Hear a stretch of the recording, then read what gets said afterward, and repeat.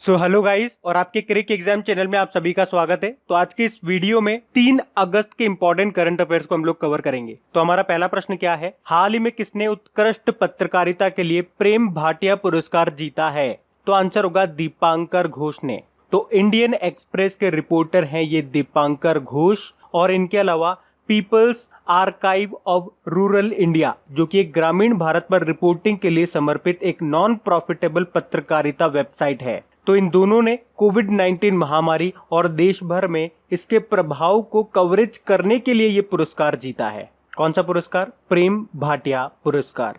बाकी अर्चना सोरेन की बात करेंगे तो अभी क्लाइमेट चेंज पर यूनाइटेड नेशन के युवा एडवाइजरी ग्रुप के लिए इन्हें चुना गया था। कला नारायण स्वामी की बात करेंगे, भारतीय मूल की नर्स हैं और इनको कोविड-19 सेवाओं के लिए सिंगापुर के राष्ट्रपति पुरस्कार से सम्मानित किया गया था। बाकी रतन लाल की बात करेंगे तो विश्व खाद्य पुरस्कार 2020 जीता था इन्होंने। तो इस प्रश्न से दीपांकर घोष का नाम आपको याद रखना है। बढ़ते हैं आगे।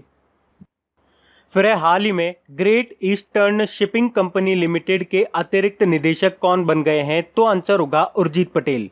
उर्जित पटेल ये आरबीआई के पूर्व गवर्नर हैं और अभी इन्हीं को great eastern shipping company limited ने 5 साल के लिए एडिशनल और इंडिपेंडेंट डायरेक्टर यानी कि अतिरिक्त और स्वतंत्र निदेशक बनाया है।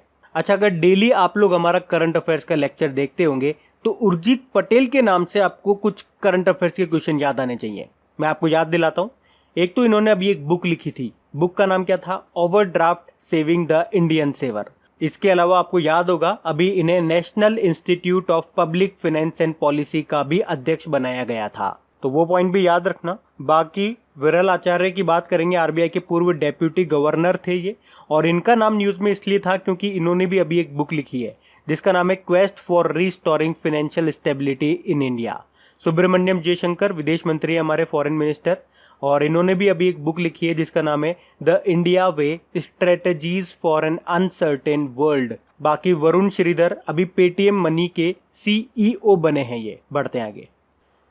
फिर हाल ही में किस राज्य सरकार ने संजीवनी एप्लीकेशन को लॉन्च किया है? तो आंसर होगा बिहार की सरकार ने। तो कोविड-19 के प्रसार के रोकथाम के लिए बिहार की सरकार ने ये संजीवनी नाम से एक एप्लीकेशन को लॉन्च किया है। तो ये एप्लीकेशन केंद्र सरकार के आरोग्य सेतु की तर्ज पर बनी है। ये एप्लीकेशन लोगों को बताएगी कि कोरोना संक्रमण से बचाव के लिए क्या करना है, जांच कहां करवानी है, इलाज कैसे करवाना है, साथ ही जिन अस्पतालों में कोरोना मरीजों का इलाज किया जा रहा है वह कौन कौन से हैं। अच्छा, संजीवनी से आपको कुछ याद आ रहा है क्या? मैं यहां से आपको कुछ कोरिलेट करके बताता हूं, कुछ लिंक करके आपको याद करवाता हूं। आपको याद आया होगा हमारे जो स्वास्थ्य मंत्री हैं, स्वास्थ्य व परिवार कल्याण मंत्री डॉक्टर हर्षवर्धन जी, उन्होंने आयुष संजीवनी नाम से एप्लीकेशन को लॉन्च किया था। अच्छा, इसके अलावा और क्या लिंक कर सकते हो आप? आपको याद होगा हिमाचल प्रदेश के बारे में। हिमाचल प्रदेश ने ई संजीवनी ओपीडी पोर्टल लॉन्च किया था जिसकी मदद से आप ऑनलाइन फ्री मेडिकल पूछताछ कर सकते हो। अब बात बिहार की है तो ये रहा मैप में बिहार।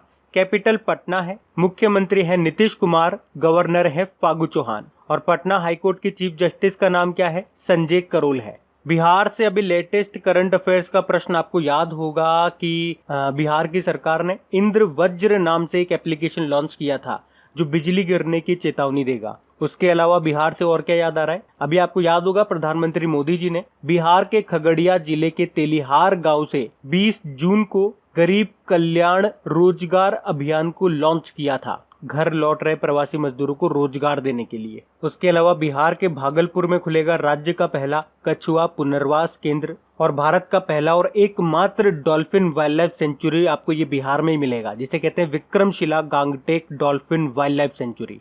अच्छा, ये प्रश्न कई बार एग्जाम में पूछा जा चुका है कि मधुबनी पेंटिंग, इसका संबंध किस राज्य से है? बिहार से है।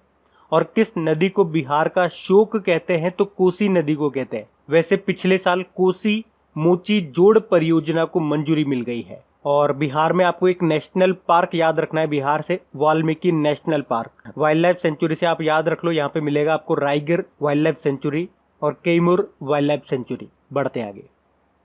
और गाइज अगर वीडियो आपको अच्छा लग रहा है तो प्लीज इसे लाइक करते हुए चलना। देखिए आप लोगों ने अभी लाइक किया है या नहीं किया है, नहीं किया है तो अभी इसको लाइक कर दीजिए, लास्ट तक आप लोग भूल जाओगे मैं कह रहा हूँ। और हाँ, इसे शेयर भी जरूर कर देना अपने दोस्तों के साथ में। और अगर आप में से कोई स्टूडेंट इस चैनल को फर्स्ट टाइम देख रहा है तो आप इस चैनल को सब्सक्राइब कर सकते हैं। सब्सक्राइब करने के बाद में पास में बेल आइकन को जरूर प्रेस कीजिएगा ताकि आगे के आपको नोटिफिकेशन मिलते रहें, ताकि आपसे कोई भी वीडियो मिस न हो। बेल आइकन को प्रेस करना जरूरी है। चलिए बढ़ते हैं आगे। फिर हाल ही में HP ने किसे अपने मैनेजिंग डायरेक्टर के रूप में नियुक्त किया है? तो आंसर होगा केतन पटेल को। तो कंप्यूटर और प्रिंटर बनाने वाली कंपनी है ये HP, और अभी इसने केतन पटेल को मैनेजिंग डायरेक्टर के रूप में नियुक्त किया है। तो ये भारत, बांग्लादेश और श्रीलंका में कंपनी के कारोबार की जिम्मेदारी संभालेंगे। क्या नाम है? केतन पटेल। बाकी राजेश भूषण आप जानते हो अभी स्वास्थ्य मंत्रालय में नए सचिव बने थे, और रमेश बाबू ये करूर वैश्य बैंक के MD CEO बने थे। बाकी रोशनी नादर मल्होत्रा HCL की नई चेयरपर्सन बनी थी ये। अच्छा, HP की बात करेंगे। HP की स्थापना हुई थी 1939 में। हेडक्वार्टर आपको मिलेगा इसका कैलिफोर्निया US में, और इसके फाउंडर थे bill Hewlett and David Packard. अच्छा, HP का मतलब क्या होता है? तो HP का मतलब होता है हेवलेट और पेकार्ड, यानी कि जो इसके फाउंडर थे इन दोनों के सरनेम को उठा करके ही बना है HP, हेवलेट पेकार्ड यानी HP। बढ़ते हैं आगे। फिर अभी हाल ही में गुजरात पुलिस के नए महानिदेशक यानी कि DGP के रूप में किसे नियुक्त किया गया? तो आंसर होगा आशीष भाटिया को। तो आशीष भाटिया ये गुजरात पुलिस के नए महानिदेशक यानी कि DGP यानी कि डायरेक्टर जनरल ऑफ पुलिस बने हैं। अच्छा, सामंत गोयल ये कौन है ये बता दो। ये रॉ के चीफ है। रॉ मतलब होता है रिसर्च एंड एनालिसिस विंग। बाकी नवतेज बल अभी माइक्रोसॉफ्ट इंडिया के एग्जीक्यूटिव डायरेक्टर बने थे। चलो आप मुझे बताओ CBI के डायरेक्टर कौन है? तो यही है ऋषि कुमार शुक्ला।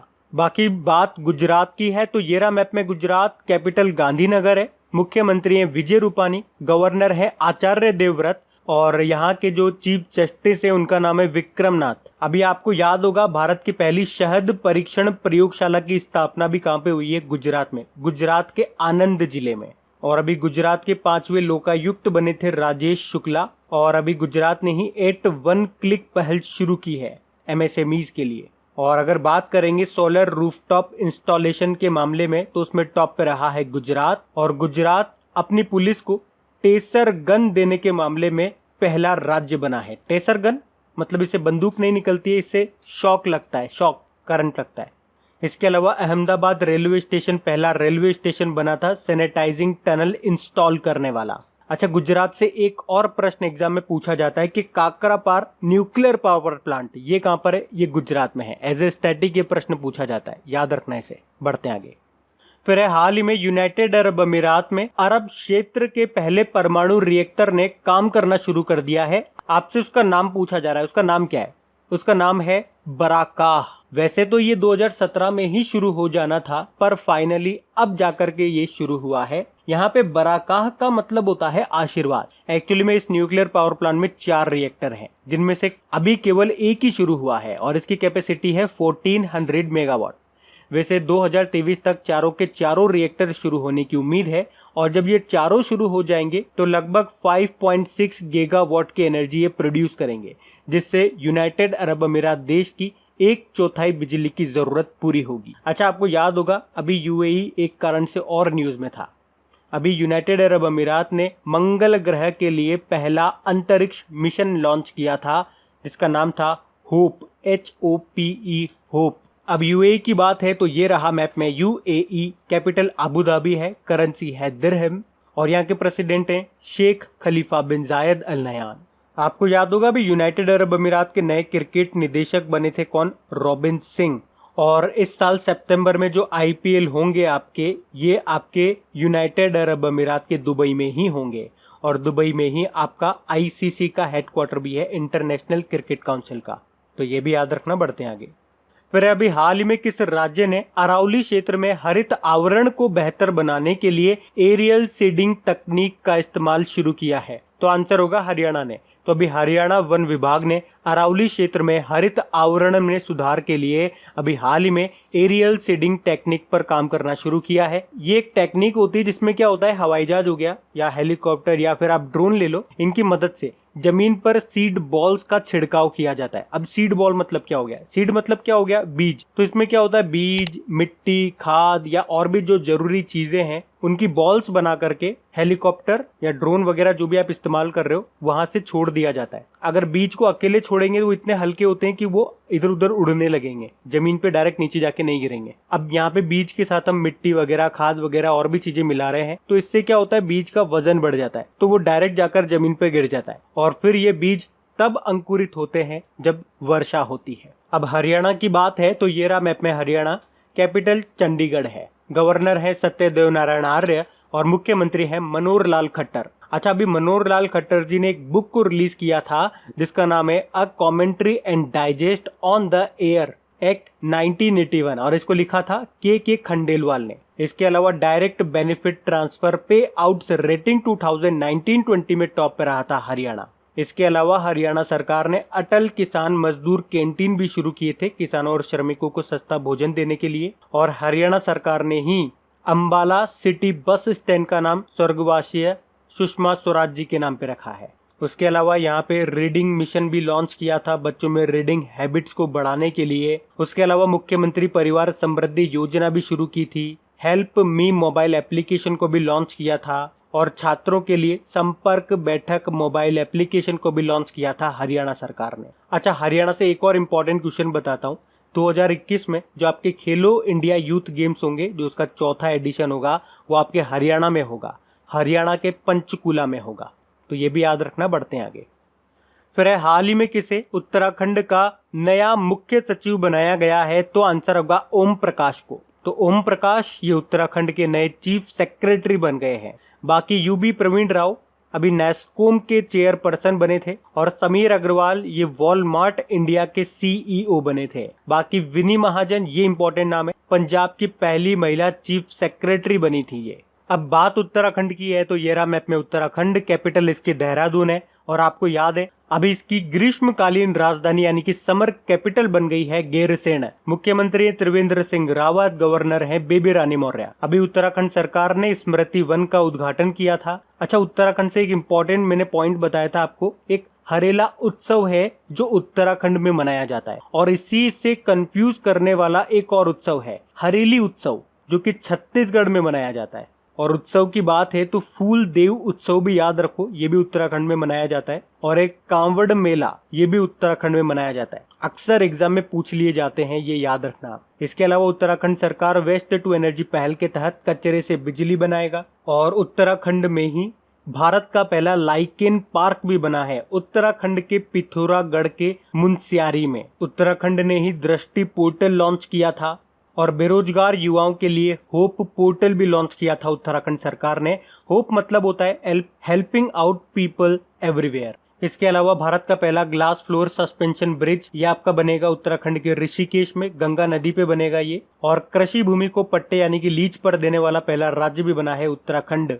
उत्तराखंड से एक डैम आप याद रखेंगे, तिहरी डैम। अच्छा, उत्तराखंड से एक डैम है जो काफी बार एग्जाम में पूछा जाता है, तिहरी डैम उत्तराखंड में है। ये किस नदी पे है, तो भागीरथी नदी पे है। और यहाँ से एक नेशनल पार्क भी एग्जाम में पूछा जाता है, वो है जिम कॉर्बेट नेशनल पार्क। ये भारत का सबसे पुराना नेशनल पार्क है और इसका पहले नाम हुआ करता था हेली नेशनल पार्क। और वैसे तो अभी ये न्यूज में भी था क्योंकि क्वारंटाइन फैसिलिटी बनी थी जानवरों के लिए यहीं पे, तो उस कारण से भी आपको ये याद रखना है।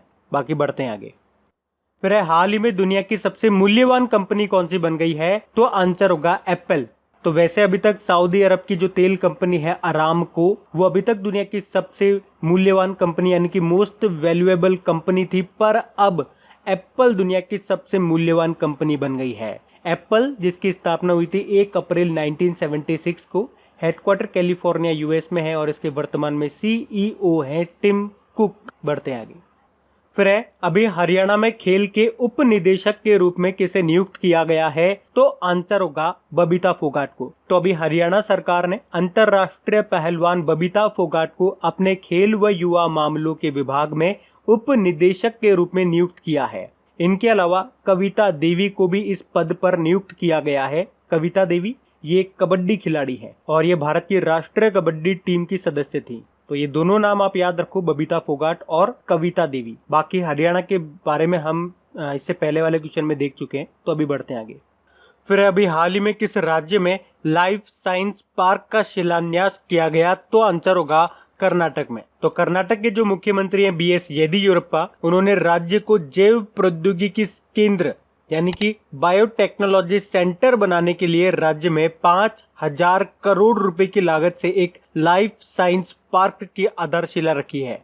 कहाँ पे? कर्नाटक के बेंगलुरु में।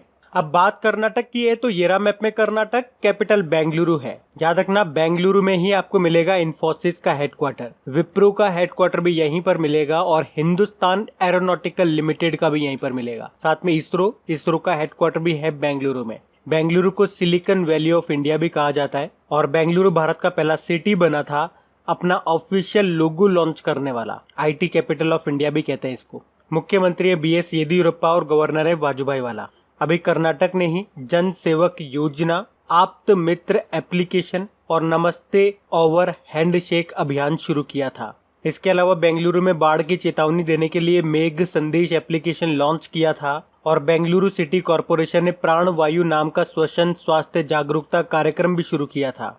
तुंगभद्रा डैम आपको कर्नाटक में मिलेगा, तुंगभद्रा नदी पे। और कर्नाटक में जो केम्पेगौड़ा अंतरराष्ट्रीय हवाई अड्डा है उसने स्काई ट्रैक्स पुरस्कार भी जीता था। इसके अलावा स्मार्ट ऑटोमेटिक इरिगेशन सिस्टम की तैनाती करने वाला पहला एयरपोर्ट भी बना था ये। अभी 18 जून को ही कर्नाटक सरकार ने मास्क दिवस के रूप में भी मनाया था और कर्नाटक के हुबली स्टेशन में दुनिया का सबसे लंबा प्लेटफॉर्म बनाया जा रहा है जिसकी लंबाई है 1400 मीटर। और कर्नाटक से एक स्टैटिक प्रश्न और पूछा जाता है एग्जाम में कि कायगा न्यूक्लियर पावर प्लांट ये कहाँ पर है? ये कर्नाटक में है। कर्नाटक में आपको बांदीपुर नेशनल पार्क, अंशी नेशनल पार्क, बेनरघट्टा नेशनल पार्क और नागरहोल नेशनल पार्क ये सब मिलेंगे। बढ़ते आगे। फिर अभी हाल ही में किसने personal UPI payment link MPay.me launch किया है? तो आंसर होगा मोबीक्विक ने। अब ये क्या है? तो इसके थ्रू कोई भी व्यक्ति अपना एक पर्सनल लिंक जनरेट कर सकता है और उस लिंक से किसी से भी UPI के थ्रू पेमेंट ले सकता है और किसी को भी पेमेंट दे सकता है। मोबीक्विक की बात करेंगे, इसकी स्थापना 2009 में हुई थी। इसका हेडक्वार्टर मिलेगा आपको गुरुग्राम में और उसके CEO हैं बिपिन प्रीत सिंह। तो अब बात करेंगे कल की वीडियो में पूछे गए प्रश्न के उत्तर की। तो कल की वीडियो में आपसे पूछा गया था कि अभी हाल ही में इकरा ने किसे MD और ग्रुप CEO के रूप में नियुक्त किया है? तो सही उत्तर था N शिवरामन। आप सभी ने प्रश्न का बिल्कुल सही उत्तर दिया है। और गाइज अगर वीडियो अच्छा लगा हो तो इसे लाइक जरूर कीजिएगा अगर आप इसे लाइक करना भूल गए हैं, और अपने दोस्तों के साथ में या एक स्टडी ग्रुप में इसे शेयर जरूर कर दीजिएगा। तो गाइज इन सभी क्वेश्चंस का क्विज बना करके मैंने एप्लीकेशन पे अपलोड कर दिया है। तो अगर आपने वीडियो बिल्कुल ध्यान से देख लिया है तो वहां जाइए और इन सभी क्वेश्चंस का आप प्रैक्टिस लगा लीजिए ताकि ये सारे क्वेश्चंस आपको अच्छी तरीके से याद हो जाए। और जो नए स्टूडेंट इसे पहली बार देख रहे हैं आपको बता दूं कि क्विज में अब रैंकिंग फीचर भी ऐड हो चुका है। तो अगर आप कम समय में ज्यादा से ज्यादा क्वेश्चन राइट करते हो तो आपका नाम आपके फोटो के साथ टॉप 10 स्टूडेंट्स में आपको दिखाई देगा। आपको ही नहीं, जितने भी लोग क्विज लगाएंगे उन सबको दिखाई देगा कुछ इस तरीके से, ताकि आपको भी एक अंदर से मोटिवेशन मिल सके कि आपको भी यहां तक पहुंचना है, ताकि सब लोग आपको टॉप 10 में देख सकें।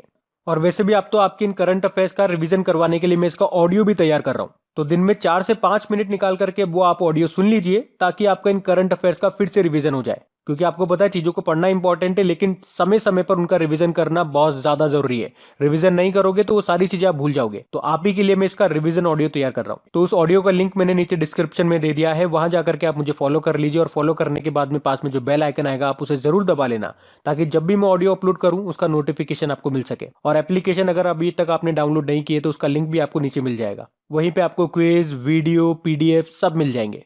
तो इस प्रश्न का उत्तर आता है तो कमेंट बॉक्स में जरूर टाइप करिए। चलिए अब मिलते हैं करंट अफेयर्स के रिवीजन वीडियो में। Thank you guys.